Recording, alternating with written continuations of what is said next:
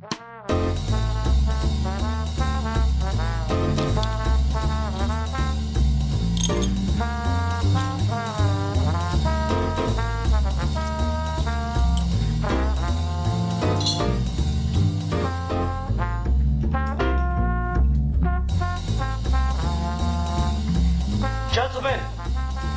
the time has come once again to discuss things.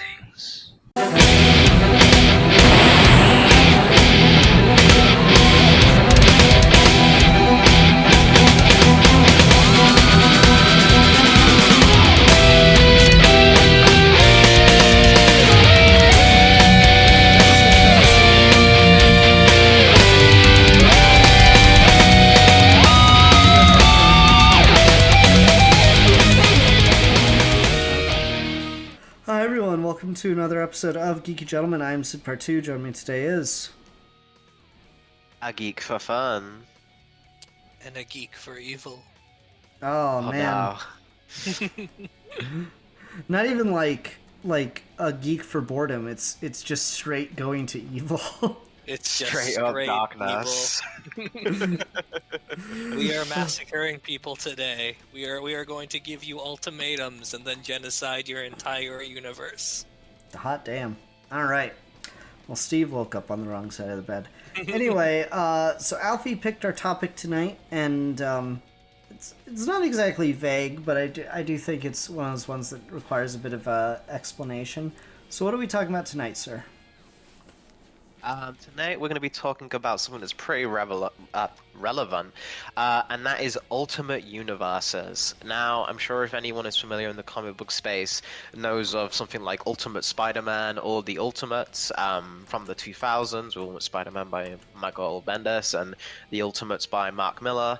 And now recently, Marvel is doing another relaunch of the Ultimate Universe, not the Ultimate Universe before, a completely new and different Ultimate Universe with a completely new premise, with a new Ultimate Spider-Man, and a new Ultimate Avengers, and all this kind of things. And basically, fancy branding aside and confusing names, and I know it is confusing, because so many people, when I make a tweet about the Ultimate Universe, is just like, is this the same one? And like, completely valid, because Marvel is a terrible job of explaining this premise to people for as many things as the books are selling.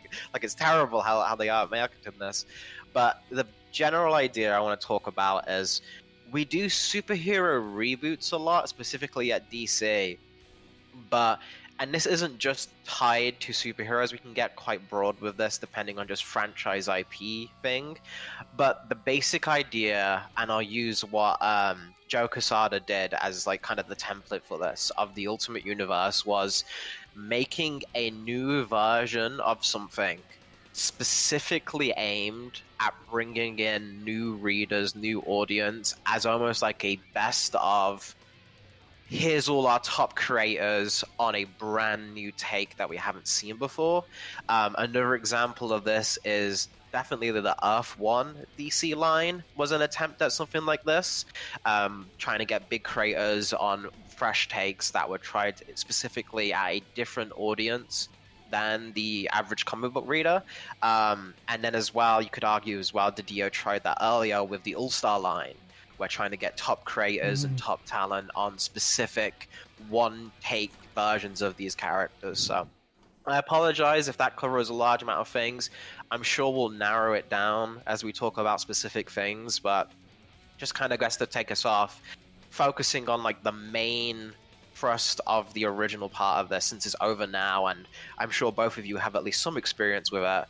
What was your take on the original Ultimate Universe and kind of the idea of that just for the original version of it? Okay, I'm gonna go first. I read exactly one thing from the Ultimate Universe, and it was Ultimate Spider-Man Volume 6, because everyone told me it was such a great Venom story. And it sucked, and it turned me off to the Ultimate Universe forever. But, like, on concept, I think that's a really strong premise. Especially, you know me, I'm always talking about, like, being a guy that prefers DC over Marvel. Especially for Marvel, which has had such a strong grounding in, like, at least allegedly a never-ending continuity, a never rebooted continuity. So instead of rebooting the universe, every character just gets 15 fucking reboots a year, but whatever. I think that's like a really good idea within the just the concept alone. I will say that I'm somewhere in the middle of where Marvel did it with the Ultimate Universe and where DC did it with the Earth 1 books. Because, like, I feel the whole problem with the Ultimate Universe kind of became that its own continuity and, like, scope got out of hand and became just as alienating as the mainline universe it was trying to differentiate itself from. So I'm a little bit more like, it's a good idea with what DC did with the Earth 1 books, where it was just like one book every so often, and it was like, you know, the more prestige graphic novel kind of thing. But then the problem with those is, those came out so freaking sporadically that you're talking like 3 to 4 years between books in some cases.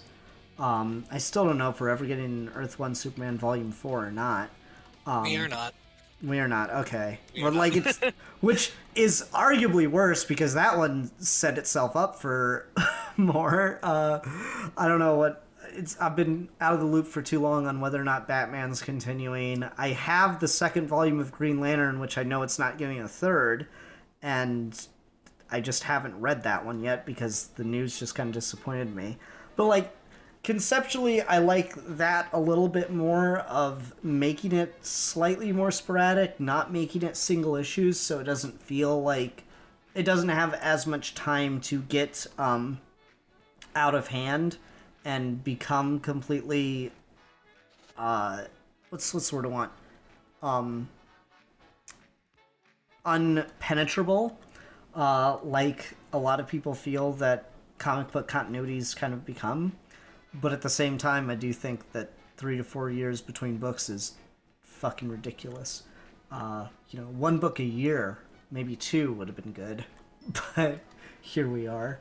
And at this point is, like, Green Lantern's not getting another one. Morrison's done with Wonder Woman. Who the fuck knows what's going on with Teen Titans? I don't know about... Superman's not getting another one. Batman, maybe? So I think the Earth 1 line is basically dead.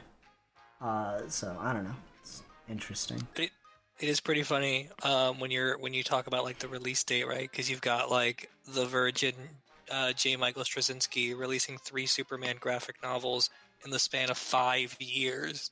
And then you've got the Chad, Ed Brubaker, and Sean Phillips releasing 5 graphic novels in 2 years. Yep. Ain't no excuse for that shit. I mean, especially when, like, he's not the one drawing it or anything, you know? Like, if it had been more of a situation like that where it was a writer-artist kind of situation, maybe, but, like, god damn, those books just took forever to come out. Even, like, the Batman one took forever to come out. I still can't believe that they had years of preparation to do it, and they could have released an Earth 1 Batman Superman book with the lead up to the movie and made fucking cash fulls of money, bags full of cash on that shit. And they just, no, we never got to that. We were setting it up, but we just never got there. Batman, it just took too long. Timeline-wise, Batman's even worse, because Earth 1 Batman comes out in 2012, and then Volume 2 comes out in 2015, which is 3 years. But then Volume 3 doesn't come out until 2021. Oh my goodness. It's fucking 6 years between 2 mediocre Batman comics. Jeff Johns can never fucking release a book on time to save his life post 2010.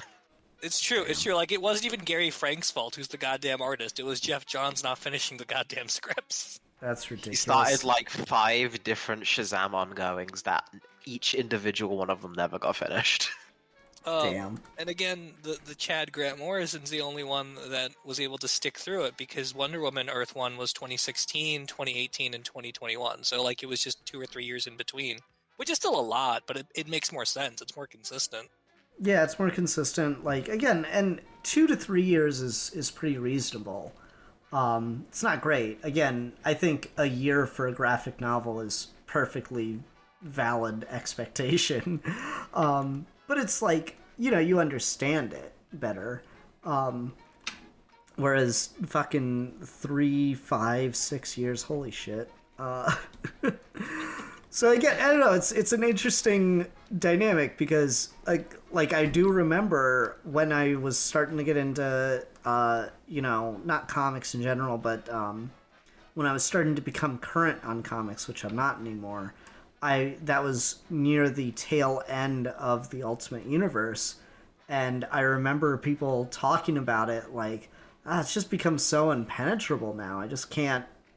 What's the point of getting into it? It's about to be over anyway. And it's kind of funny how that, like, the release schedule seems to make a big difference, but depends on which way you go with it. And I guess as well, the appeal of that, and this kind of tracks back to the original point of it, is like, that's very close to movie release dates, and they were trying to. It is probably as close as we got to like Frank Miller's nightmare of just comic books becoming movies, where they're treated like films, where they have sequels and they take the same amount of production time, and they get delayed and they get cancelled, and there's like it's as far as you get to that. And then there's a big talk whenever you listen to any creative interviews about this, is about cinematic style storytelling. The Ultimates was kind of in a lot of ways like revolutionary for comics, and in a lot of ways gave us a lot of trouble we're still dealing today. But I think it's a very important comic historically, for stuff like the entire MCU. It just comes from that book. But like to the point where you talk about cinematic, literally the casting of Nick Fury it comes from being cast as the ultimate Nick Fury. They were just like, why don't we get Samuel L. Jackson for this? I was like, we can't like cast a real person. It's like, yes, we can. Our comic artists do all the time. We always cast these people. I guess you're right. So like Samuel L. Jackson was Nick Fury in the Ultimates, and then it became that in the movies. And that level of like treating it with that level of gravitas, trying to fit in with the Hollywood types. And this was as well in the 2000s. Marvel was they were so aware that the way to get out of this hole they dug themselves in was by making movies, like that's why they wanted Kevin Smith to come on Daredevil, and like the movie guys were like, Kevin Smith is like a little big guy in a little pond, and then the comic guys were like, who's this fucking dude think he is coming to us? And then he was just like, dude, I'm not anybody, and I can't even get these scripts out on time. So like that isn't tied to Ultimate directly, but it shows like kind of the creative process, and we still keep holding on to that. We still keep really intertwining these things with being refreshed IPs and franchises. Like if you look at every Spider-Man movie, every single one, even Sam Raimi's trilogy, which is right at the cusp of it, and he's very acknowledged as a Ditko purist, so much of that is taken from Ultimate. That entire script is very much pulled from Ultimate Spider-Man first and foremost, almost, in terms of just one-to-one similarity. And what I think is interesting with that, when you look at these things as just books on a whole, is, do you think that's kind of what led to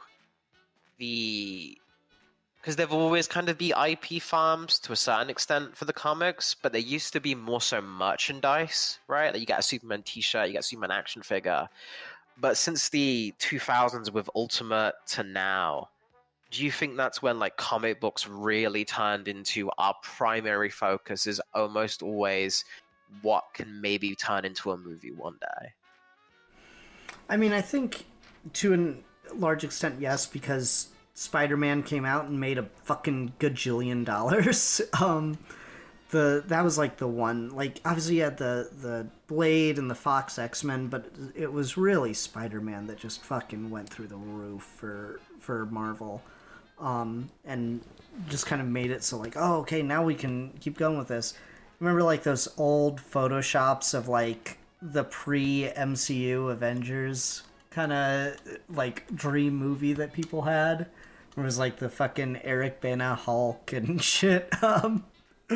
Like it really did kind of spark a thing of like, oh, okay, now these are profitable. Now we can actually start, we can use these characters in this like long built fandom, and we can make something really, really spectacular with these.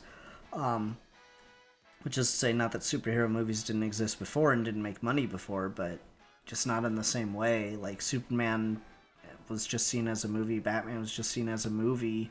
It wasn't really like the thing that ushered in a phenomenon of comic book movies that we're arguably now seeing the death of. So I don't know. It's kind of fascinating. What do you think, Steve? You're one very proponent of like comic books being. They need to be created by people who have influences outside of comic books. What's your take on the idea of when we try to push these to be? And we've both watched the Man Without Fear documentary. We both know what we're talking about with like the cinematic push for comics.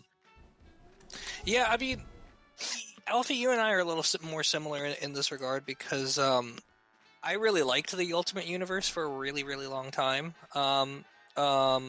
And I was really into a lot of the books that they were publishing, even though I had already had kind of prior understanding of the 616 continuity.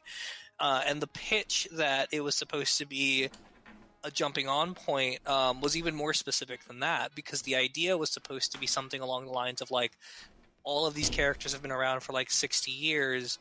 Let's retell their stories in accessible little pockets, because one of Marvel's biggest problems has always been it doesn't have evergreen graphic novels that don't take place in continuity in some regard.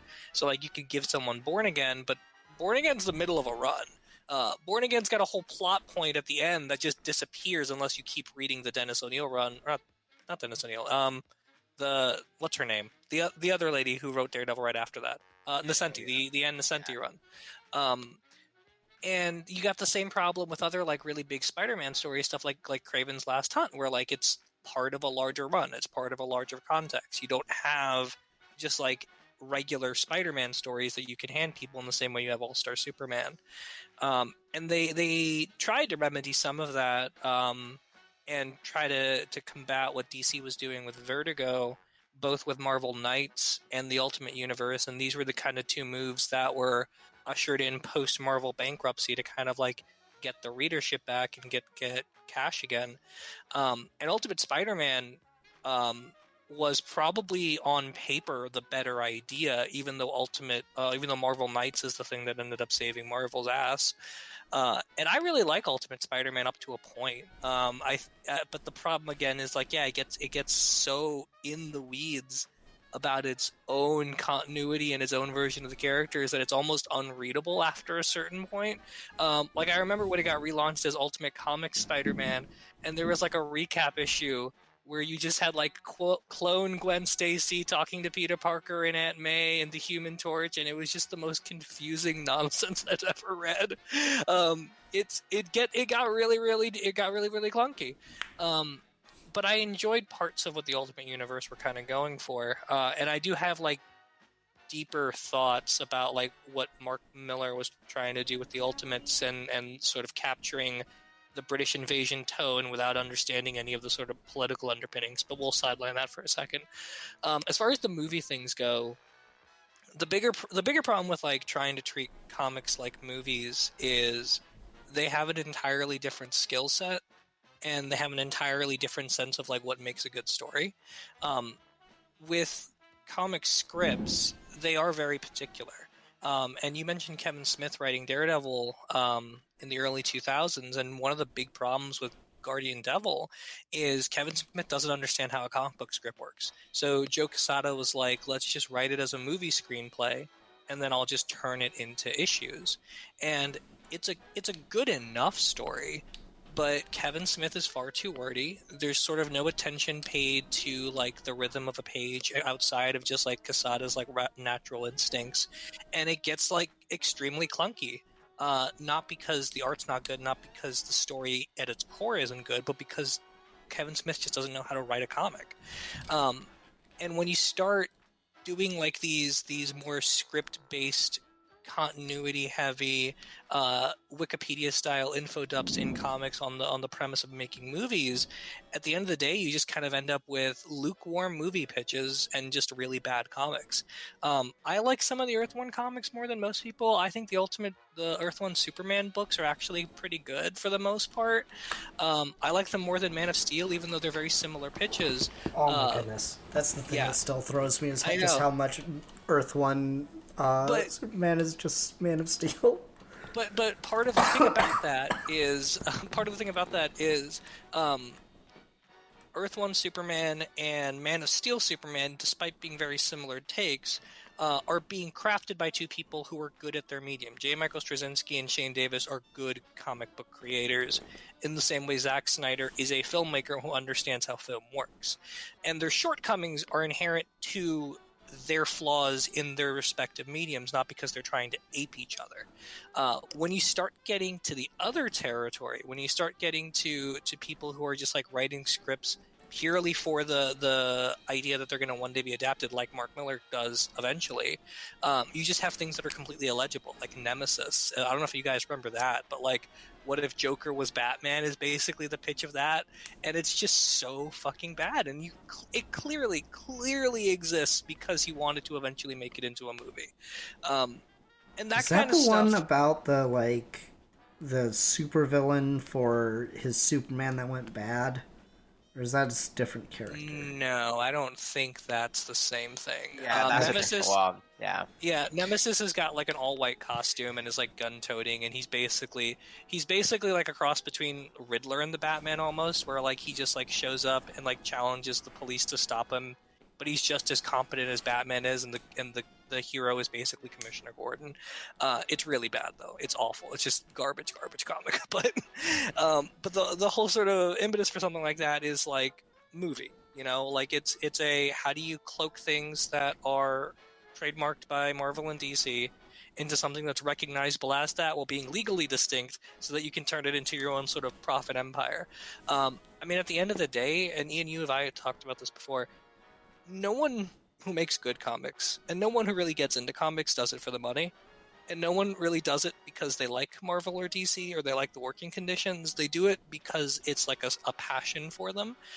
There are so many people who have like written Batman or Superman who talk about how much they hated the experience, but they fought tooth and nail to get that job because they just wanted to write Batman and write Superman, and they would never do it again, but they got their one shot. And that sort of desire to want to tell a comic book story in a comic book medium is what's missing from a lot of like the Ultimate stuff, because they're marketing gimmicks. They're not books that are starting from the perspective of I want to tell a story. They're books that are coming down as a directive that says, do this for this demographic. And if they're good, it's because you got lucky, not because they were driven by artists. Are you saying that specifically for the Ultimate one, or are you saying that like in the context of just the idea itself? I'm talking about the idea itself. At the end of the day, it's the idea of an Ultimate Universe is a marketing directive. It's not a thing that comes from the people who want to make the stories. You don't get someone who says like, I want to tell this story featuring Spider-Man, and then Marvel and DC go, well, you can't actually do that in continuity, so let me give you your own line to do that. You had that very rarely with things like Vertigo, but you don't have that anymore.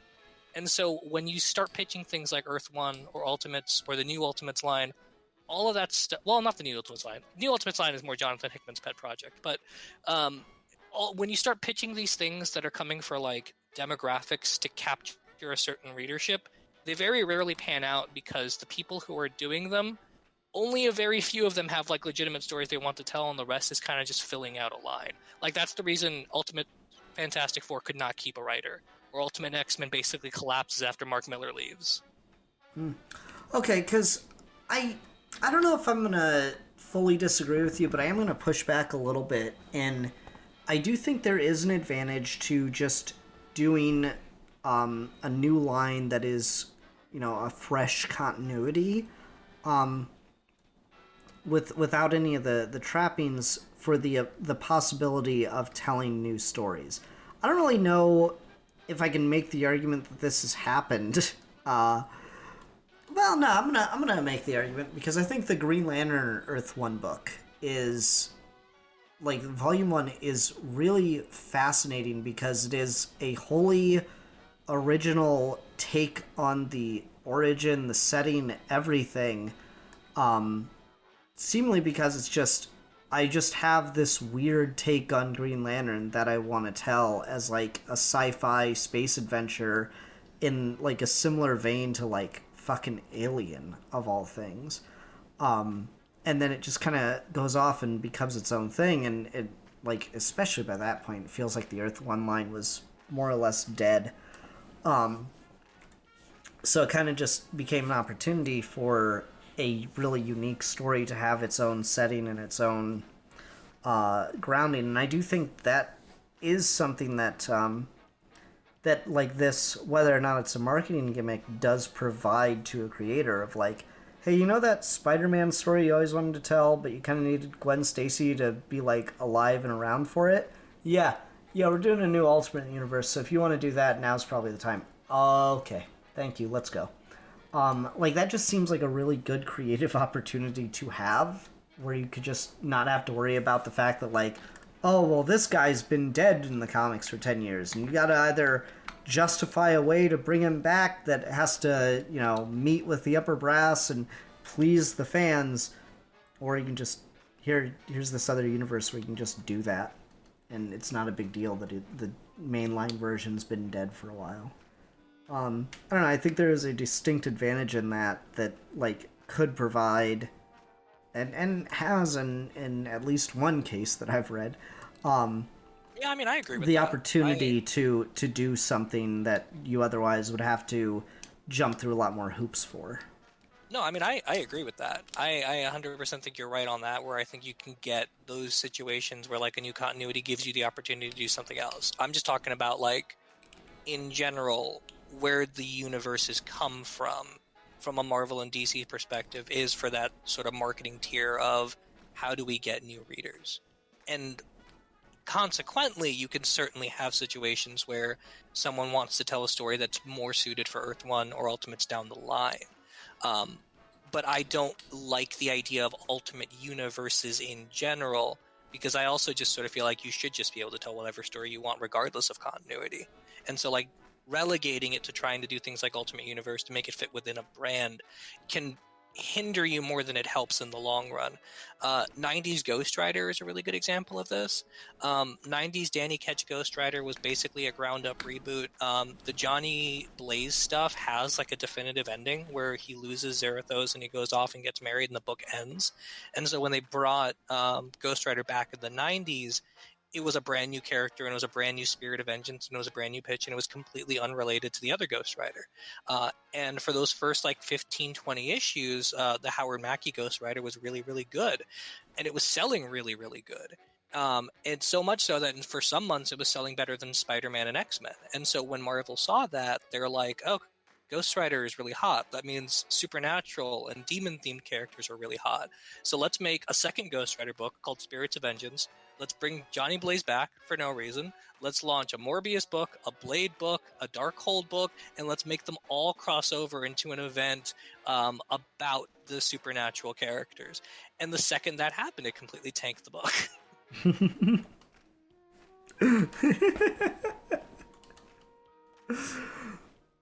That's beautiful. You know, I don't know why, but I was driving home the other night. I think Leah was talking about something. Leah was talking about the moon, and she was calling it the sun or something.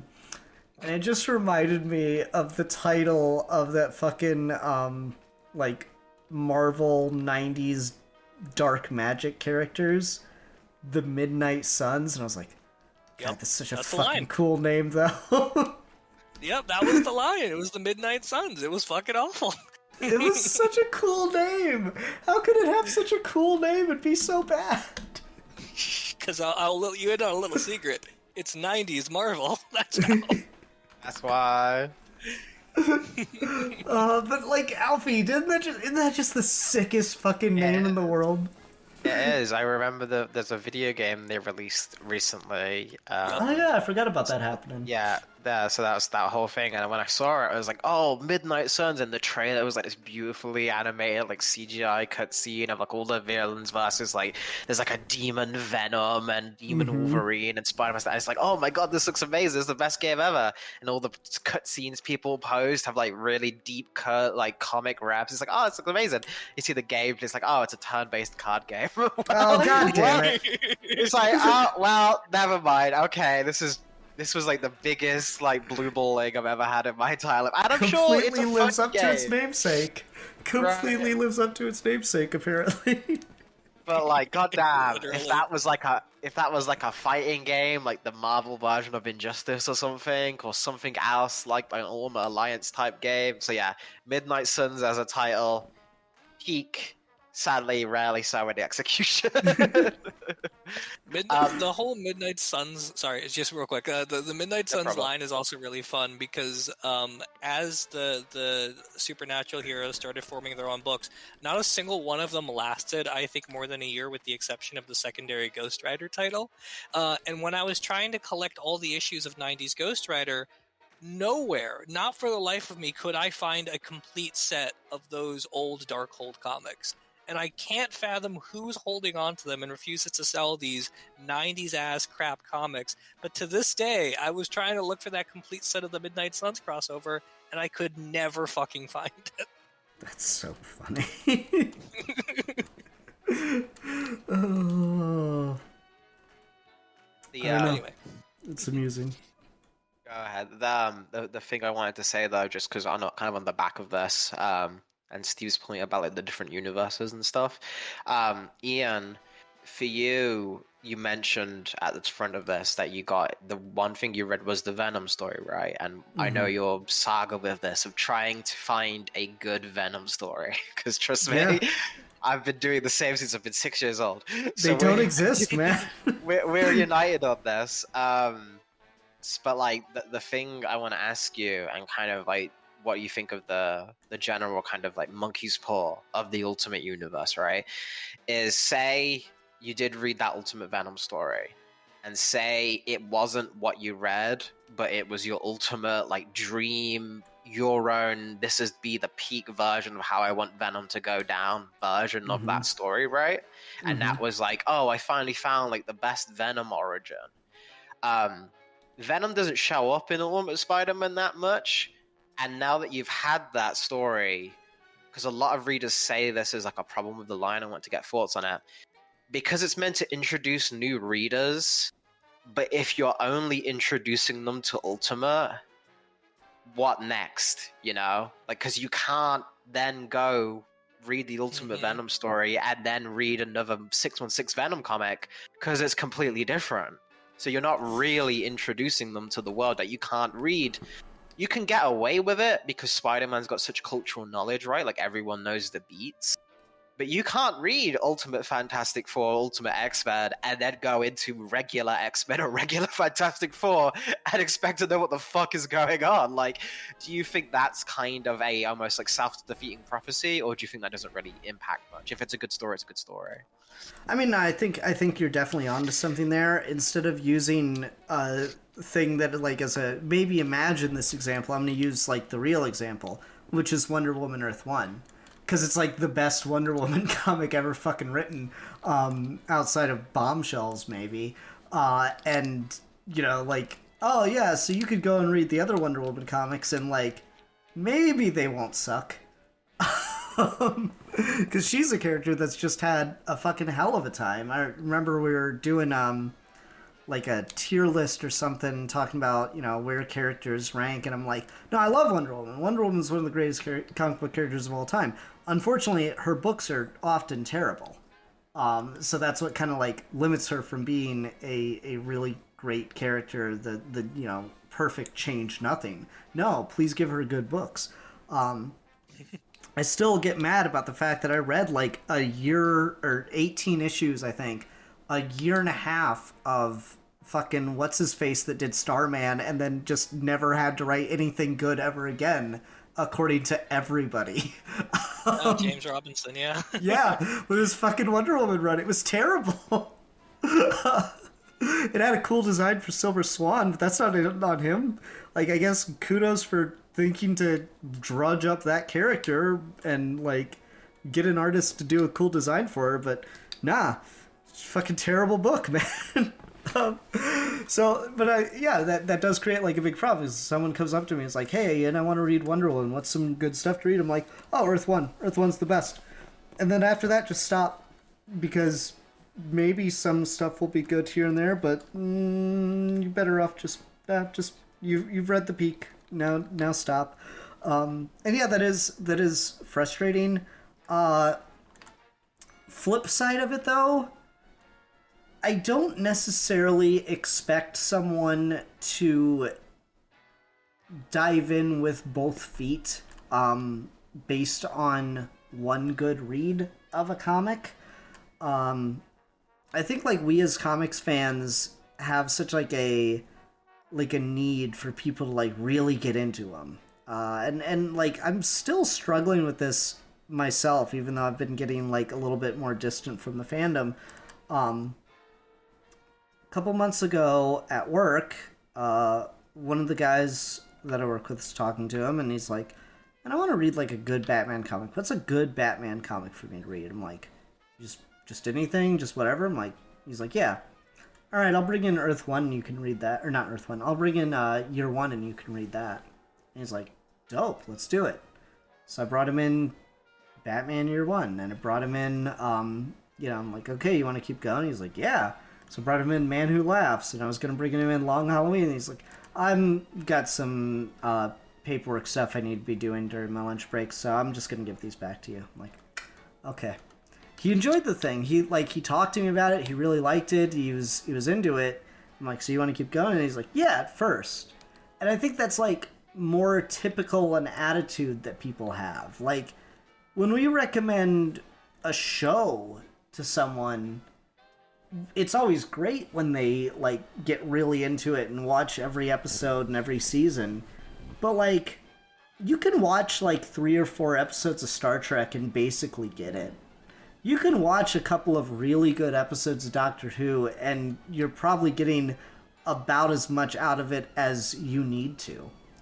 And I think the same can be said for comics. Like, just because you enjoyed a book doesn't mean that you have to, like, just enjoying one book does not mean that, does not mean that you're going to, like, become a comic ongoing fan, that you're gonna make it to the store every week or get a Comixology account or whatever.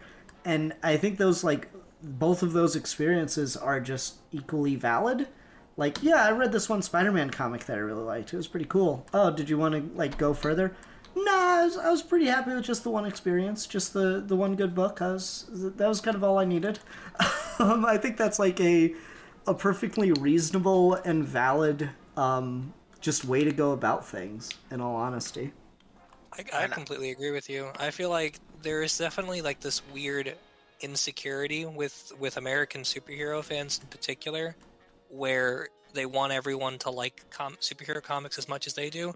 And it's not even often like they want them to like comics as much as they do, but specifically superhero comics from the big two. And I certainly spent a long time in my life trying to find other people who enjoyed them as much as I did. But, like, at a certain point, you do kind of just... yeah. And then at a certain point, you do kind of just find out that, like, people have their own nerddom and they have their own fandom. You probably will find people who are as into football as we are into superheroes, and they have expressed the same energy. And you can kind of, like, cross-pollinate and, like, share those interests mutually. Like, you can watch football and you can talk about superheroes. These are not mutually exclusive things. But a majority of people who don't spend all of their time online on the superhero Twitter side will just, like, actively engage and disengage at will. And that's not a representative sample of how people typically will take your recommendations. You tell someone to, like, go watch a movie, and they'll watch the movie maybe if you get lucky, but then they aren't going to go out and be like, I'm going to watch every Michael Mann movie ever just because I really liked Ferrari. I will do that. That's what I'm currently doing. But that's because I'm me. That's not how most people are. Go ahead, Ian, if you got some fun. one of the other guys at work, two things. Number one, one of the other guys at work shared that he's actually been diagnosed with Asperger's, and someone came up to him and said, actually that it's been recategorized as autism 2 and like autism 1, autism 2. Like they've recategorized and renamed them. And he goes, yeah, I'm aware. And he goes, all right, good. So, are you gonna go Super Saiyan 3 or not? Fucking absolutely set me. It's one of the funniest fucking things I've ever heard my entire goddamn life. This is Autism 1. This is Autism 2. And this is to go even further beyond. Autism that's not beyond an autism. It's so much longer than the others. I haven't yet disassociated myself this time. Honestly, one of the funniest fucking things I've ever heard in my life. But, shit, I got so distracted by the funniness of that story that I forgot the other point I was gonna make. God damn it.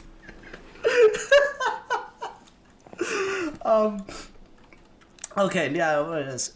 So when he was talking about having Asperger's, he's like, yeah, but I don't call it that. I just call it levels of spicy. Like how weird and spicy someone is and how particular they have to be. And like how obsessive they get about certain things. I'm like, nah, that is such a good fucking way of looking at it though. Like legitimately. It's like, oh yeah, I've got yeah, I like comics and versus fucking me. Yeah, I've got a whole room dedicated to all my nerd shit. Ah, you're that kind of spicy, got it. Yeah. Sorry, Alfie, go ahead. No, you're all good.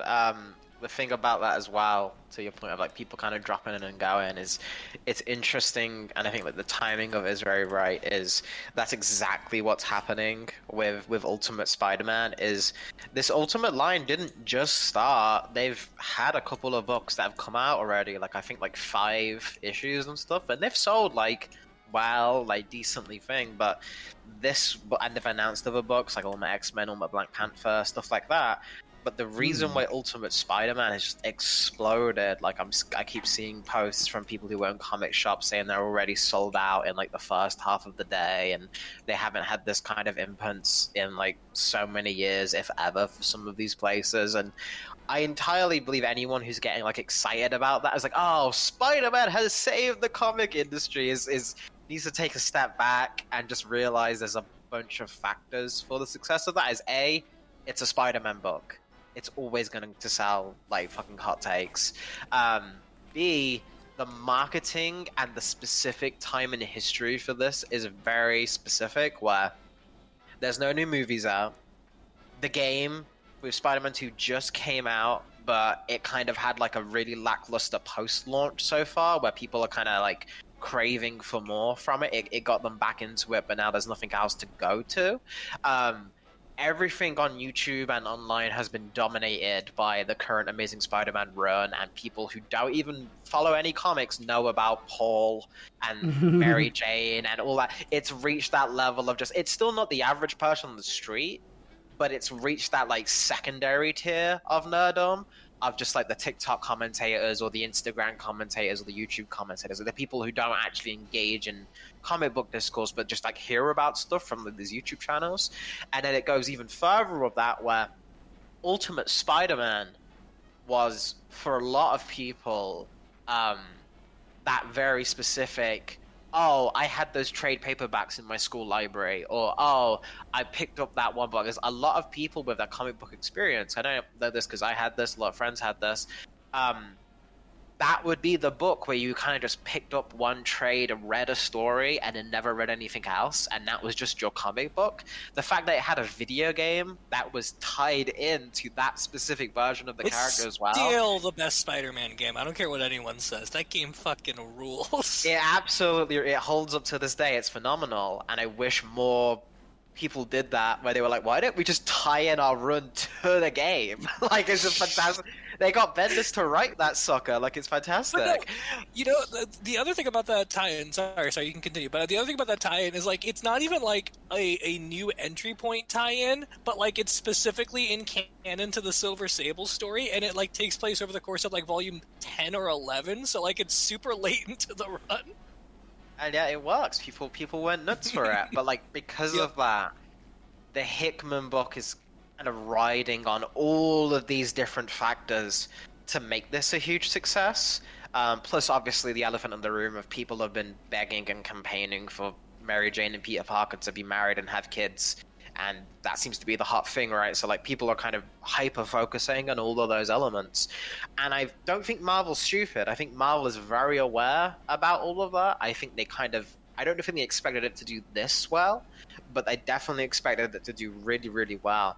And what I'm going to be interested in is what the OG Marvel was very good at with Ultimate, at least in those first like 5-6 years, where they were very good at riding that hype train. They were very good at understanding that no one's going to be picking up every single issue.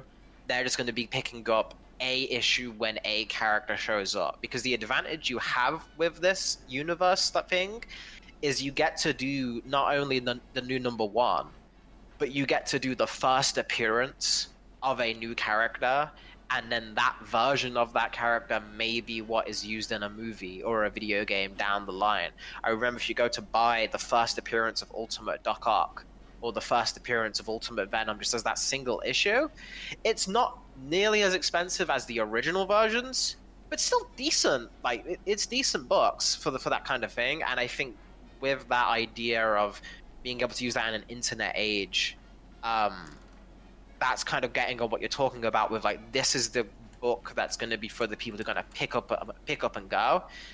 We'll see how effective that is, because Jonathan Hickman is not a pick up and go writer. He is a graph man. He needs charts. He needs interweaving storylines.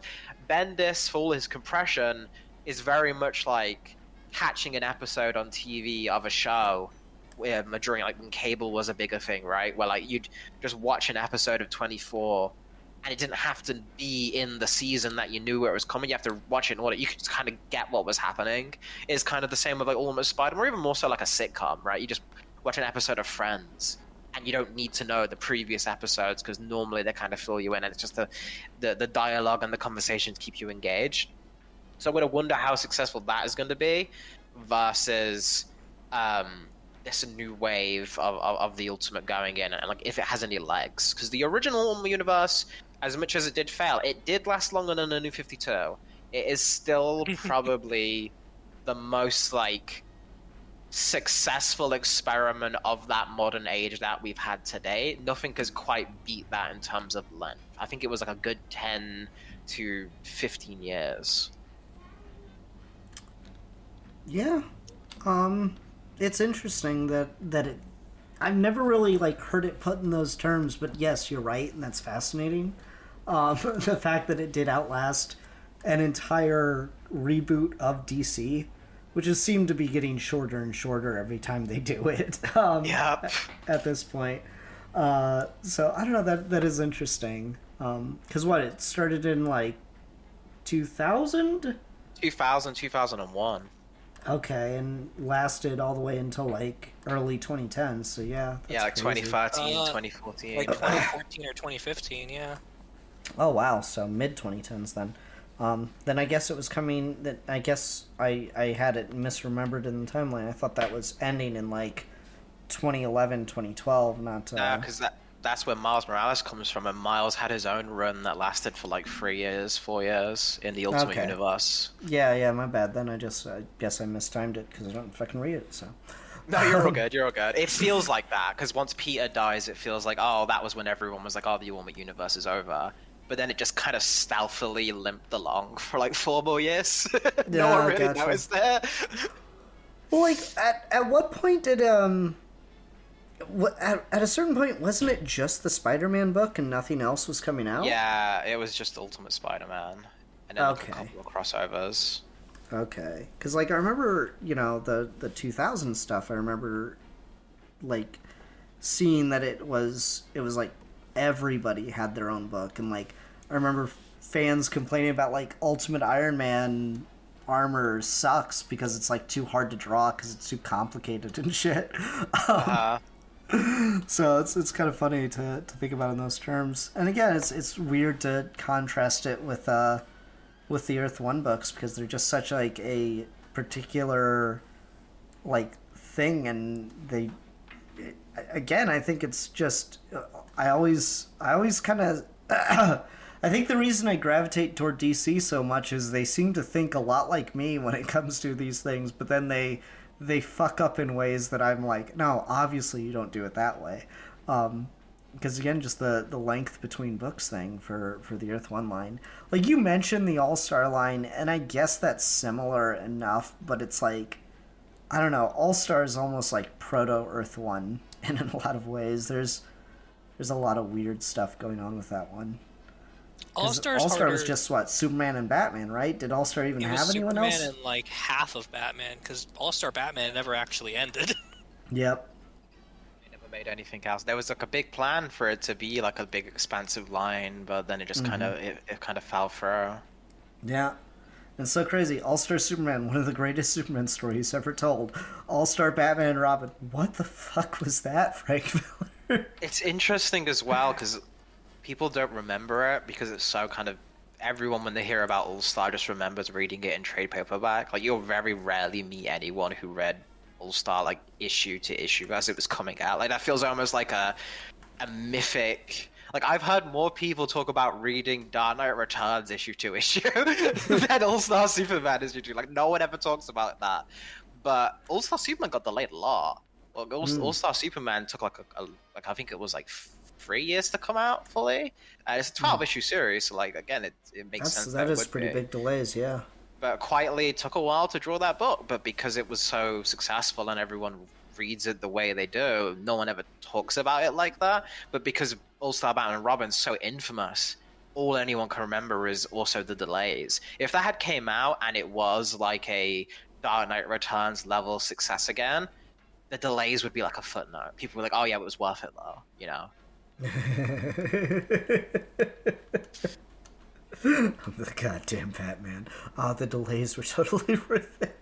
Yeah, man. Like I was saying, like it's just interesting as well. Of like, it's kind of the downside of because for me, and maybe this is a good segue to talk into like maybe like what we think should be done with this concept, if anything. But I think we're all kind of on the same lines with what I'll say, and you can tell me if you like diverge anywhere. But for me, I really do like the idea of just having a creative team. And immediately when I say that, it's almost like doomed to fail because it's kind of a miracle to get one artist and one writer who see eye to eye for the whole run of something. And just be like, look, man, here's 5 years of a book. You can do whatever you want. It's your universe. You can keep any story you'd like if you want it, but you can completely retool it from scratch if you want it as well. Go crazy. And then after that's done, give it to someone else and do the exact same offer. Whereas like you can either keep this going if you want to, or you can completely start it fresh again and do your own take with this collaborate and do another 4 years and just keep that up as basically your ultimate line. As like this is it's ongoing runs. It's not like a mini series. It's still like an ongoing, and it's in its own universe. It's tied in. It can maybe have crossovers if the creators want that, but it's a lot closer to when this is finished and done. It will be a complete take on a character by this one creative team that you'll have on the shelf, and then the next one will come along. And we're not trying to build from it. I guess it would be my pitch for it.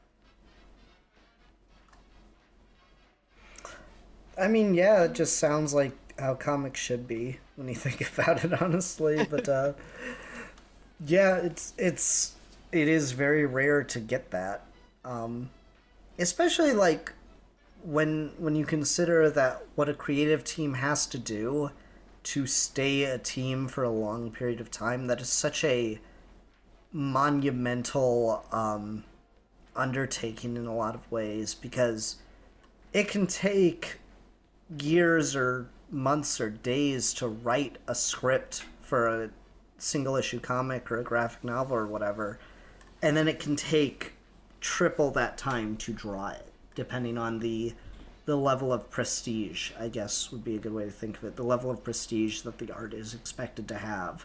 Because, I mean, even though, like, the Earth One books are tiny, like, as far as graphic novels go, those are small and short as fuck.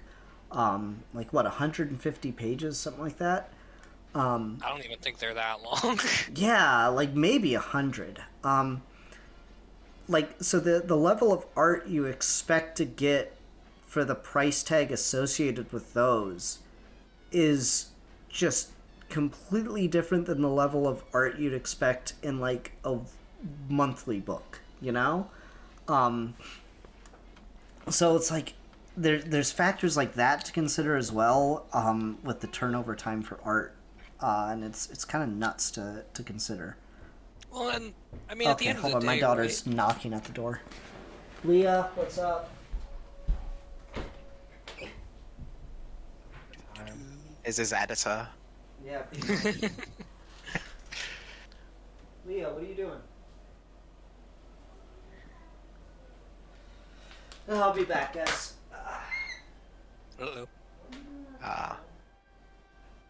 Shenanigans afoot. So Gotta love it Steve, when it's the kids. what is your favorite sicko mode from the Ultimate Universe? Do you like the cannibal scene, or do you like the...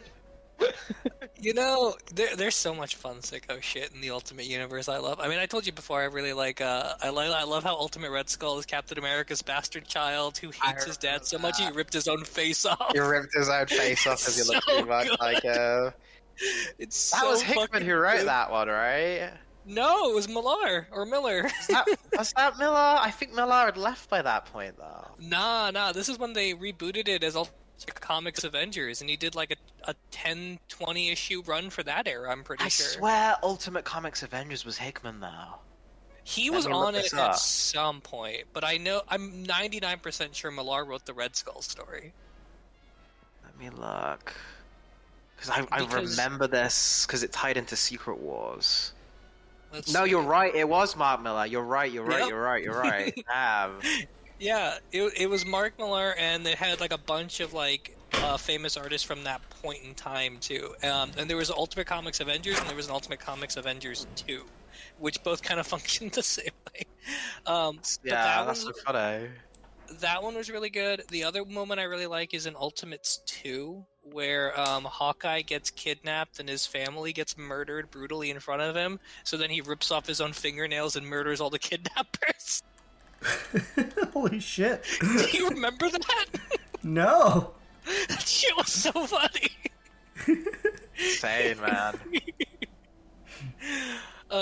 Anyway, sorry. What I was saying to Alfie and Ian's point earlier was and part of the problem with that sort of premise of like wanting a creative team to take all that time to write and create that book and create that run, is if you give someone like 5 years of runtime to do their ultimate story with an artist they like, why wouldn't they just do their own thing that they own and they make money off of? You know, like that's becoming a bigger and bigger refrain for a lot of people in the superhero space, where they're like, working in the big two is good up to a point, but you don't see runs that get past like 20 issues or 2 years.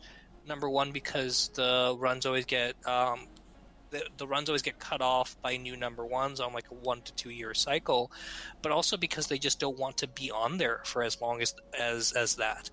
Ram V's on Detective right now, and he's going to wrap up with Detective 1089, and he's talked about how he always had like a beginning, middle, and end solidified, and his whole book is like based on that structure, but he's not going to do more, even though he clearly could. But because he's just focusing on doing like books with other creators that take a lot of time and research that he also just owns.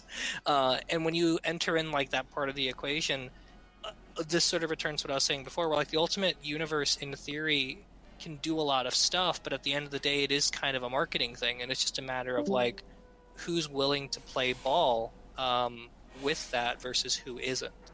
And it's really hard to convince people to like spend all of those hours doing a single graphic novel that they're ultimately just not going to make any money off of outside of the initial paycheck from DC.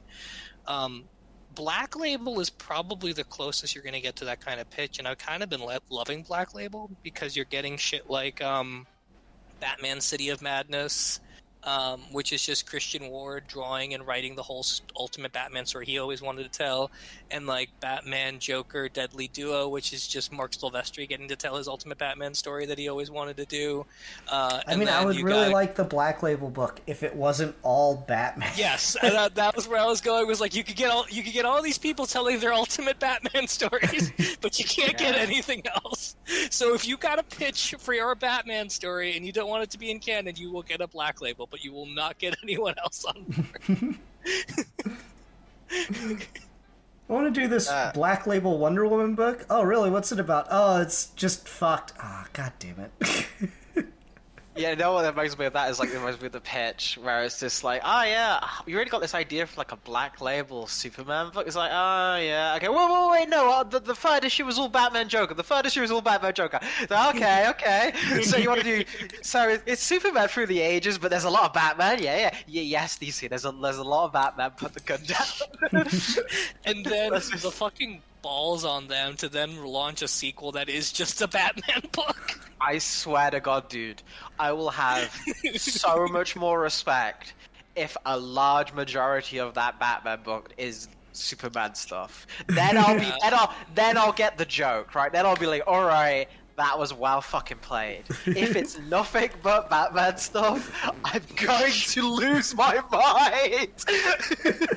And I fucking love Batman, dude. I shouldn't feel like this. There's a little too much Batman in the world. I agree with you. Go ahead. Oh no, you can go ahead. The thing I have about that as well, which I think is so interesting about when you were pitching this idea, right, Steve? The reason you'd have these creators like Mark Millar, I think was it Warren Ellis who did some of the original Ultimate Fantastic Four. You had I think so, yeah. You had Bendis, obviously, with Spider-Man. I think there were some other bigger creatives involved in that as well that are currently escape my mind. But they were like, it's kind of like all the top dogs of the industry that Marvel had in their employ. You had Warren Ellis doing the Galactus trilogy.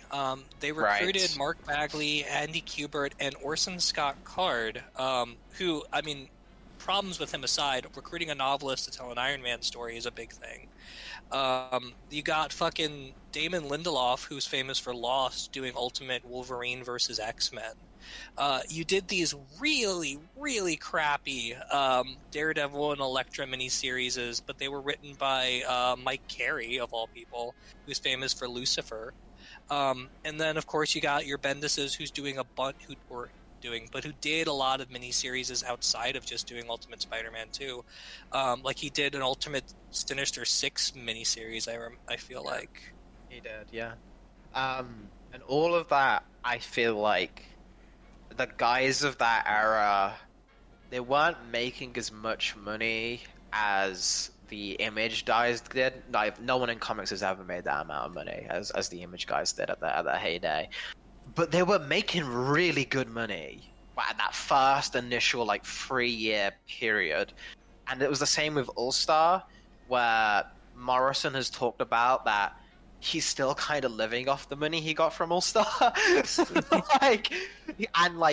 It justified, because Frank Quitely as well is so, there's a reason why Frank Quitely doesn't do any DC stuff. He just does all Miller World projects, because Frank Quitely takes a long time to work, and so he needs a lot of money to justify his work and stuff. So Mark Miller's the only one who can pay him that stuff.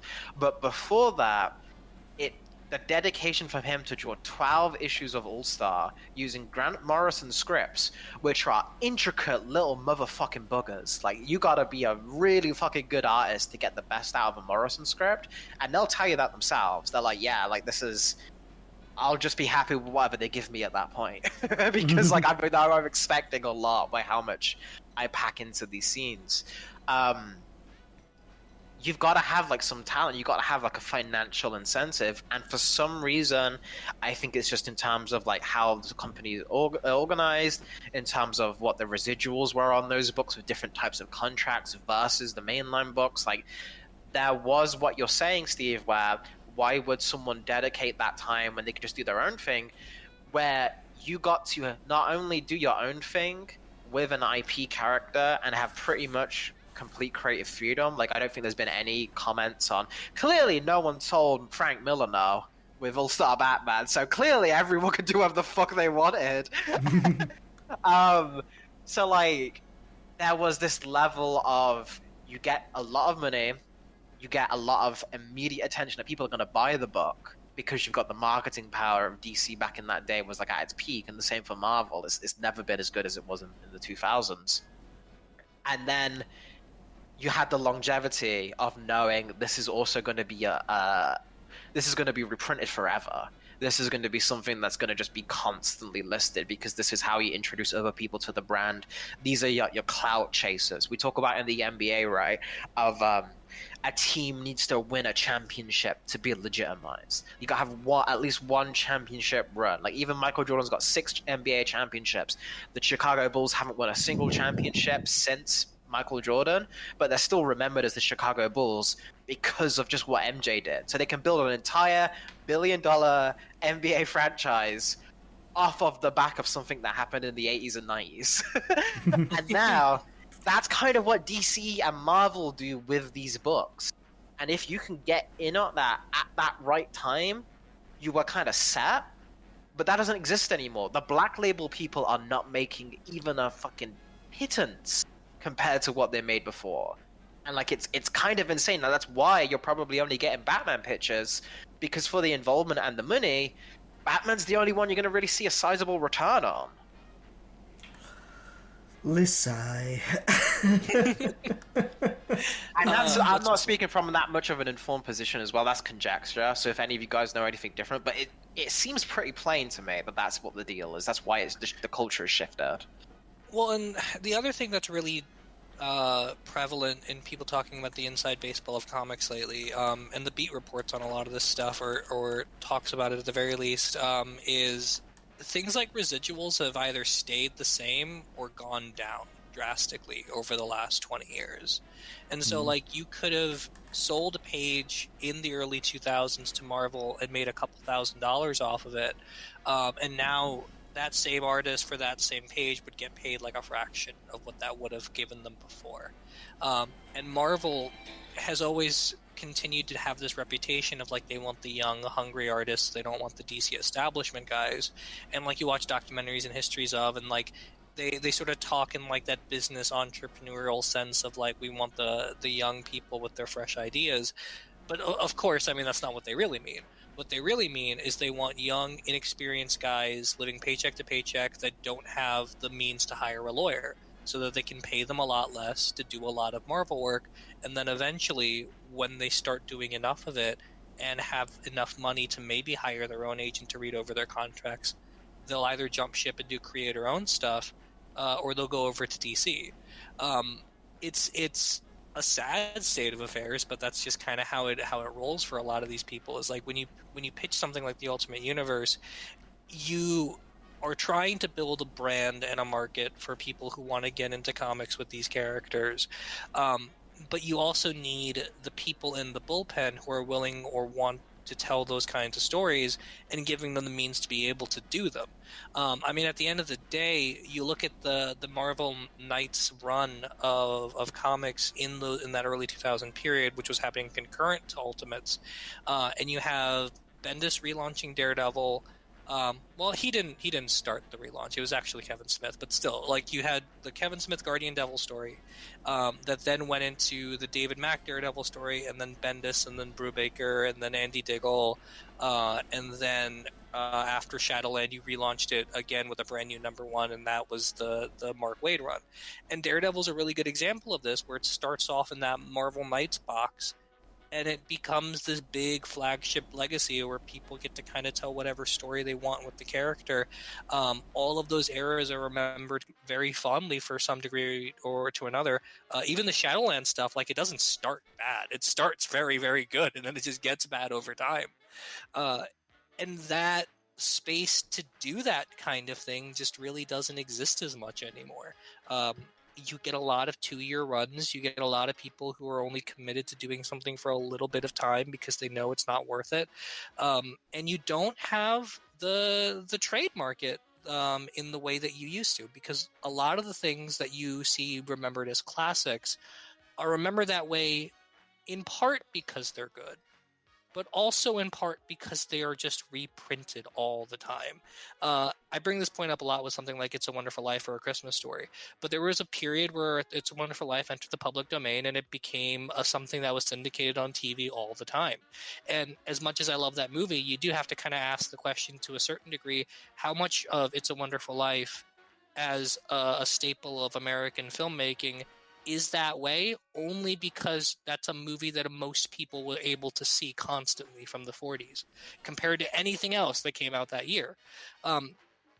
Big comic book stories of the late 80s, 90s, and 2000s had that effect. Like, you can still buy Ultimates and Ultimates 2 on their own. You can still buy All-Star Superman on its own. You can still buy Arkham Asylum on its own. But, like, have you tried buying the bottleneck trades of the latest Captain America run? You know how fucking hard it is to get that shit where they go out of print immediately? Or how flimsy they are and they're not built to last? And like how they'll fucking price gouge you where you pay $20 for a 5-issue trade collection that's built on flimsy cardboard that's barely like a centimeter wide. And then you buy the second volume the same way, overpriced for $20. And then after that, both of those go out of print and they release a hardcover that's like $50 for that same amount of space. And it's not even oversized. Yep. It's very frustrating. Tracking down trades is hard. It's so crazy to me because, like, objectively they know based on numbers. Like, the way that they sell comics based on... A series gets to continue based on its sales for single issues, but they know that the majority of a comic's profitability is in the trade, and yet the trades are not kept in print is the most mind-boggling shit to me. Interestingly, and I was messaging Alfie about this, there is a lot of, like, disarray and chaos when it comes to reprints and press releases and stuff. DC's entire trade department is in shambles and is basically just run by like a dude at this point, where no one really knows what they're doing. Marvel is very similar, where they have completely contradictory philosophies on what like reprints to have and not have. The sort of like structure that these companies had in the early 2000s fell away the second they both got bought up by like bigger corporations. And DC, after like Dan Didio got fired, like, remember, there were massive layoffs. The entire company as a institution got gutted. And we don't talk about that now because we get like fucking 60 DC books a month. But those layoffs were not like writers and artists who were making the monthly books. They were the interns and the editors and the press people and the PR people and the trade departments and like the people that keep the shit afloat. They basically took all the adults out of the room and let the company just continue to float by on bad business practices and a little bit of luck from collectors. I mean, isn't that just how comics have been, like, thriving since the fucking 40s? Yes, and at some point you do have to get an adult in the room so you don't have to have these conversations about like, so what is a good way to get into Spider-Man? Like all these things we always suggest about like, what if they just did this? What if they just did that? I'm sure if they had an adult in the room they would, but they almost never do. Oh, well, good. Glad to hear it. That sounds safe. Oh my goodness. All right, well, I feel like most times we talk about the comics industry, we've kind of left the core topic of conversation and gone off in like a doom saying about the the direction of the industry as a whole. It's going to be real interesting once the comics do finally die, like truly die, to go back and listen to these videos and see what was it specifically? Who had it right when? What was it that killed comics for real this time? Was it manga? Was it continuity being too heavy? Was it comic book stores being a bad business model? What was it? Anyway, it's gonna be like the ending to Clue, where if you stream it, all of the alternate endings are just played in order. There you go. There you go. Oh, okay. So I do want to end on one thing though, and that's just like a little bit of fun, a little bit of who's a what's it. So let's start with Steve here. Steve, Mr. DC Comics or Mr. Marvel Comics, one of them, approaches you and says, "We want you to write a character in our new like prestige ultimate no continuity line. Who you pick and why?" All right, easy. Winter Soldier, easy. Oh, You're gonna do a 1970s set Winter Soldier comic where you basically keep the comic book backstory the same, but you don't do the thing that they do in the Brubaker run where like they use the cosmic cube to give him back his memories or whatever bullshit. It's just the story about this kid who used to be an underage recruitee in the American Army and worked with Captain America, and then grew up to be a monstrous killing machine and used by the other side. And now he's an aging private detective living in LA in the 70s. And so he's you're got a just metal arm. you're just gonna steal someone else's comic. Okay, cool.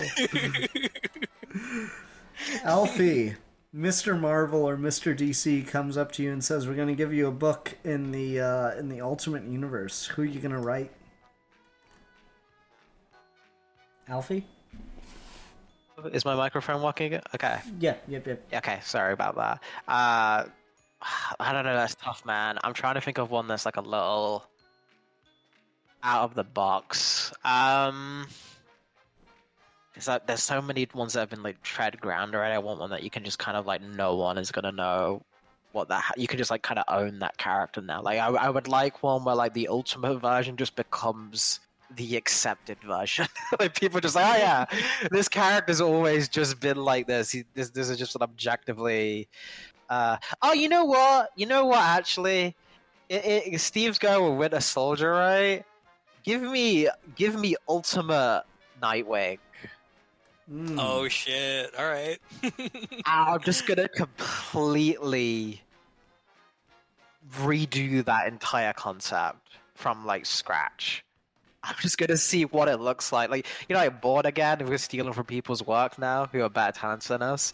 It's just like, what do you do with that character if you literally just burn everything down? If you burn the Batman away, if you burn the Teen Titans away, if you burn the Blood, if you just get it, like, is there any ideas to the premise just on itself? Like, is it actually worth sustaining, or is it only good because it's tied to those other things? Like, I think that would be an interesting challenge. Intriguing. All right. What about you, Ian?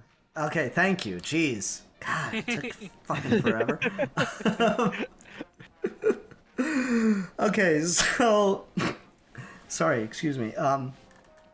So mine's a bit of like a funny one, because I'm gonna go with Green Lantern, but I'm not gonna go with any of the human ones. I'm just gonna do a fucking like random OC alien.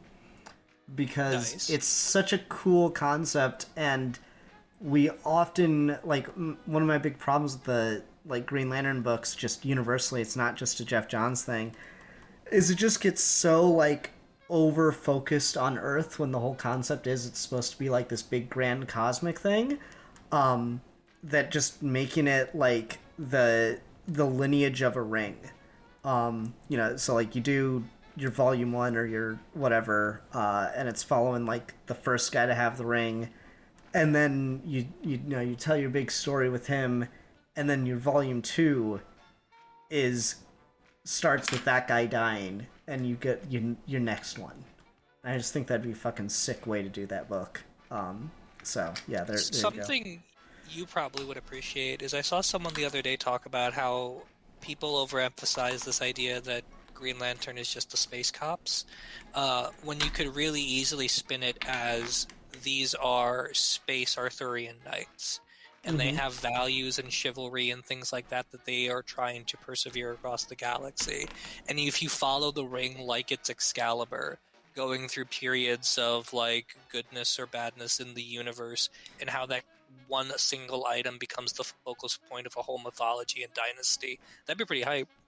Yeah, no, that's a great fucking way to look at it. The thing I've said is like, yeah, I mean, the cop metaphor is, it's there and it's useful, but like, they also do shit that's like, you know, not cops, like evacuate planets because of natural disaster. So maybe like start writing them more like firefighters, or you know what they are, fucking superheroes. Props to the Guardians for saying, you know what? Every planet needs a Superman. We got this. All right. Well, I think that's going to do it for us for this episode of Geeky Gentlemen. Everyone, thank you so much for watching. Who is it next time? Steve, did you pick our last one, or did I? Or, I guess it was me. I picked the Doctor Who Christmas special. So, Steve, we need something else to talk about. A review, a discussion, your underwear, whatever you want. Let's see. I do got to do some laundry, so maybe I'll send you some underwear to review. Let us talk about... I'm trying to think of something that isn't like too controversially artsy. Steve has been banned too many times. I've learned my lesson. I need something that's like just at the right wavelength. Let's I really want to pick this, but I don't. Well, I think this will be fine. This should be fine. Let's review on Netflix the new David Fincher movie that came out, The Killer, starring Michael Fassbender. Okay, sounds good. Everyone, thank you so much for watching. Until next time, I'm the Philosopher. I am the champion of the ultimately oppressed. And I am the ultimate oppressor. And we are your Geeky Gentlemen, and we will be waging war amongst ourselves.